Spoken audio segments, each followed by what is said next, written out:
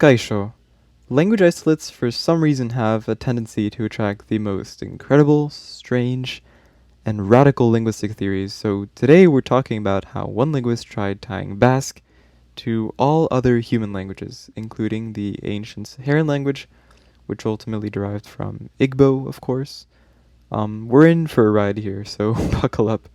I can't remember when I first found this paper, but I know it lives on what appears to be the website of Dr. Eric Fred Legner, professor of biological control at the University of California, Riverside in Berkeley. If I understand correctly, he created this website, perhaps in collaboration with other researchers at the UCs, to quote, facilitate the dissemination, application, and generation of knowledge in support of sustainable solutions to problems in agriculture, forestry, human health, and the management of natural resources, and with particular attention to the needs of developing countries. That seems like a great goal, but so what are fringe linguistic theories doing here?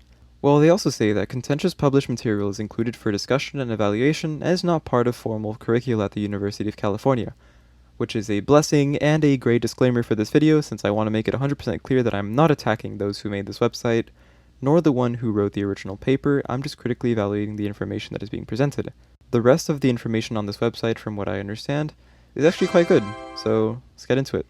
I guess it makes sense to start with Edo Nyland, a Dutch researcher working on the origin of the world's languages, convinced that the ancestor to all world languages, except perhaps Chinese for some reason, existed during the Neolithic period, which was around 7000 to 1700 BCE, his findings of which he published in his famous book, Linguistic Archaeology: An Introduction.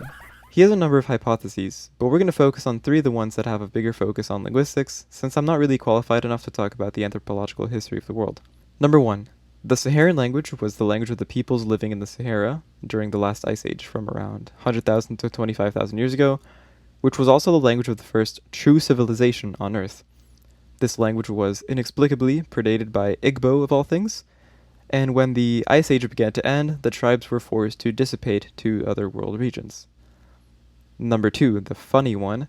Saharan is the ancestor of the Dravidian languages spoken in India, Ainu, and Basque, with Basque being the closest ancestor to Saharan, which, remember, ultimately comes from the Igbo language.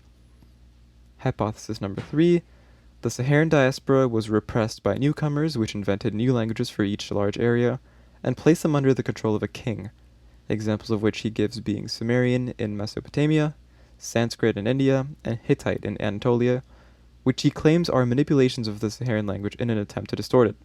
Specifically, he claims this is the work of Benedictine monks. Source, just trust me, bro. These claims in mind, let's look at my favorite section, the relationship between Basque and Ainu languages. For some context, let's talk about both languages for a bit. The current scientific outlook on Basque or Euskara is that it is a language isolate in Europe that predates the arrival of the speakers of modern Indo-European languages. Most of its about 800,000 speakers are localized in the Basque country, a geographical region to the west of the Pyrenees mountain range.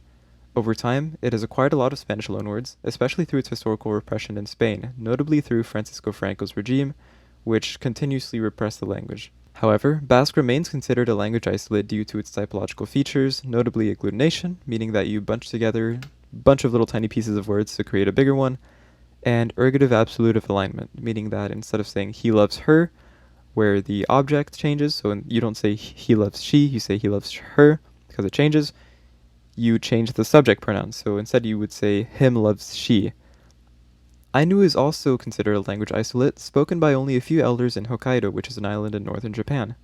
Some numbers I've seen being thrown around are 8 or 10 fluent speakers, but the sources vary and there are many revitalization efforts currently underway. Similar to Basque, it has been historically repressed by mainland Japanese governments for years. Ainu is sometimes considered a polysynthetic language because of the ability to add many affixes to a root to convey a meaning, but to me looks more agglutinative since from what I've seen most of the affixes don't contain more than one piece of meaning, but I'm totally uneducated on the matter and would love your thoughts. Anyway, let's begin.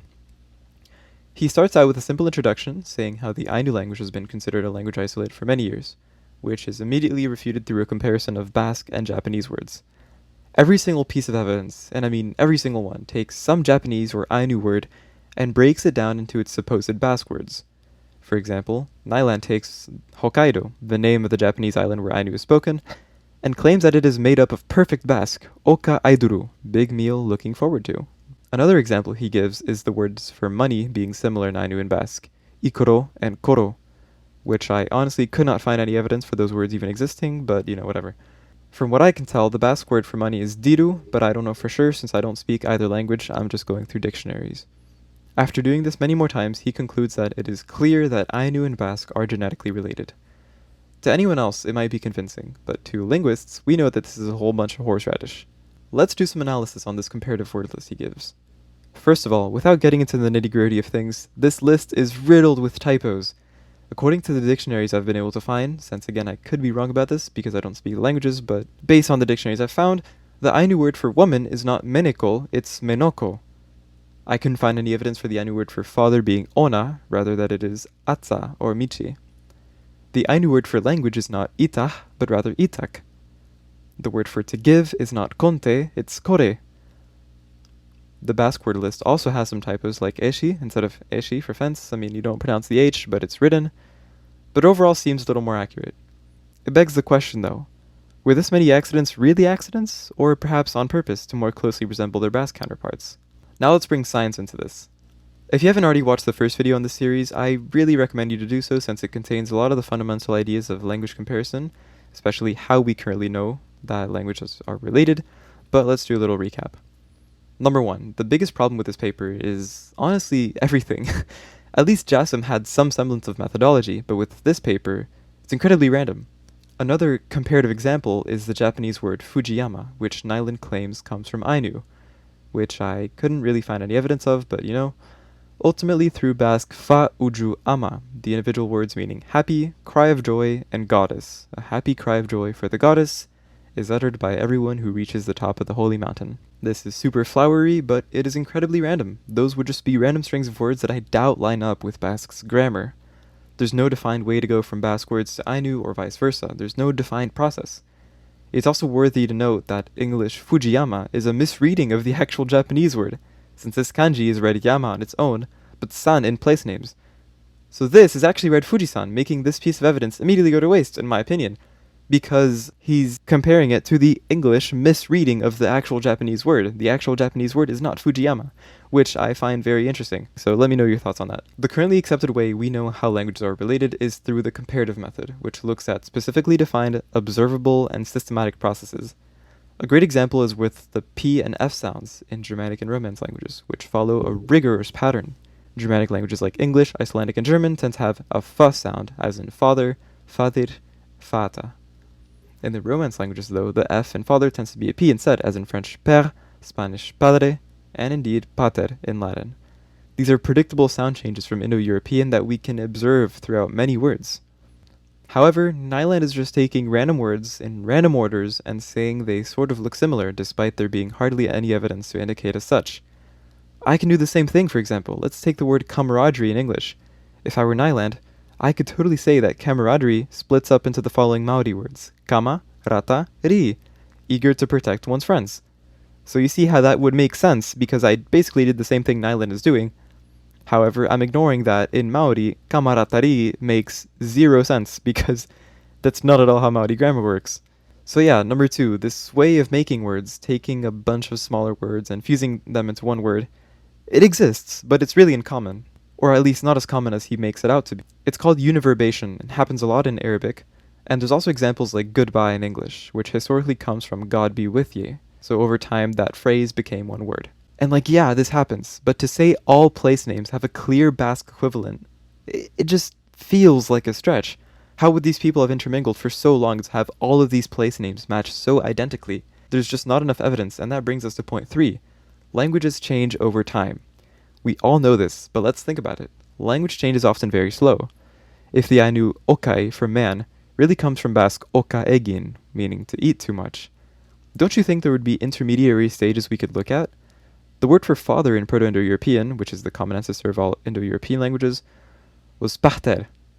But this word didn't just instantly become father in English, it went through intermediary stages. Forgive my pronunciation because I'm not really good at Proto-languages, but fader in Proto-Germanic, fader in Proto-West Germanic, father in Old English, father in Middle English, and ultimately father in today's English.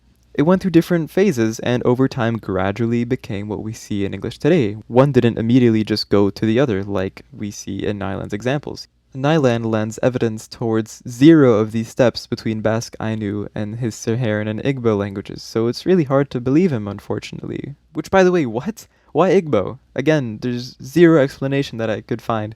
Just these 3 problems are enough to throw all of his evidence out the window. These are irreproducible, unsystematic, and unexplained pieces of evidence which, combined with the lack of methodology, unfortunately cannot be used to draw a scientific conclusion. I highly encourage looking at some of the other connections he makes since they're pretty funny to simply look at. One last note though, again, I'm not attacking his person for doing so. I suggest you pause here to read since he makes a pretty good point. Just like I said in the Jackson video, we need new perspectives to advance the knowledge in a field. We also equally need to be able to challenge all new knowledge, which is exactly the point of this video. If the new knowledge can withstand rigorous challenge and evaluation, then it is worth looking into for longer. If it doesn't hold up, however, then it needs further evaluation and support from its creator. That is the entire point of this series. It's to explain why the evidence supporting these French linguistics theories just doesn't seem to hold up. On an end note, thank you guys so much for watching and for your support. I'm starting college soon, so I'll probably be uploading less consistently, so don't panic if that's the case. School's tough. I'll absolutely keep making videos though, because I really love doing so. You can also expect some music to come out soon, which I'm pretty excited about, so stay tuned. This channel is basically my journal of thoughts, so, you can expect a whole bunch of different stuff here, but never worry because I will continue to upload linguistics videos. I just also want to make sure it's a space where I can upload just things I care about and things I make. So yeah, stay tuned I guess. We will see each other when we see each other. Hopefully it won't be in too much time, but yeah. Thank you guys again so much for your support. It really means a lot. And yeah. We'll see each other soon. Bye bye.